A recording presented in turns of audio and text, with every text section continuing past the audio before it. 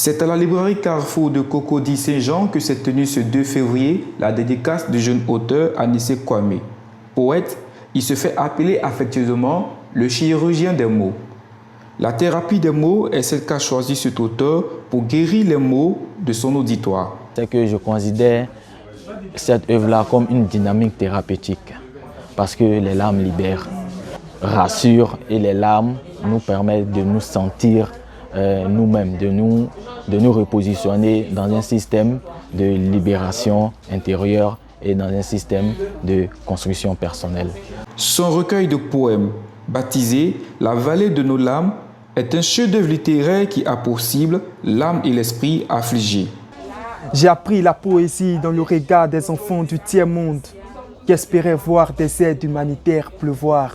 J'ai appris la poésie dans les yeux d'une mère battue qui souffrait dans son cœur, dans son âme et dans sa chair. J'ai appris la poésie dans les larmes de Dieu qui voyait son humanité tachée de sang. Moi, j'ai appris la poésie pour apprendre à contempler les merveilles de la création divine. Moi, j'ai appris la poésie en observant la nature qui me chantait l'une de ses plus belles mélodies. J'ai appris la poésie sur le chemin de l'espoir tracé par un avenir qui brille de 1000 flammes. Moi, j'ai appris la poésie à l'école de la vie pour ne pas mourir avant de vivre. J'ai la vallée de nos larmes où le regard bicéphale d'un jeune poète sur les réalités existentielles de la société est un témoignage de vie.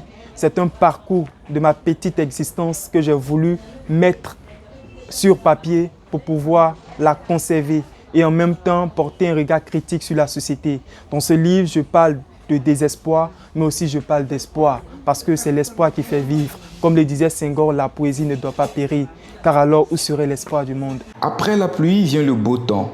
Celui qui ne pleure pas n'a jamais vécu. Car pleurer, c'est expérimenter les entrailles de la vie. C'est après les larmes que sont forgées les âmes.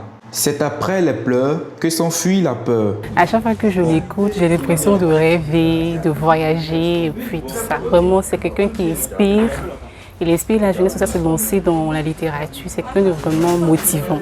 Jeune dans le corps, mais bien constitué dans le verbe, l'auteur a toujours su garder l'équilibre entre la poésie et la courtoisie. Ce que je parle d'Anissé Kwame, c'est que c'est un jeune qui est très talentueux, il a le verbe et tout.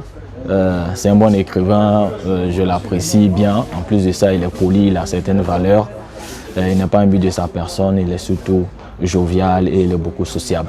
Telle une étoile luire dans la nuit, Anissé Kwame est de cette génération de jeunes ayant décidé de se ranger du côté de ce qui nourrit l'âme afin de briller pour une jeunesse sainement épanouie. On en veut encore et encore parce que c'est un plaisir de l'entendre. Je pense que ça sera pareil de le lire également.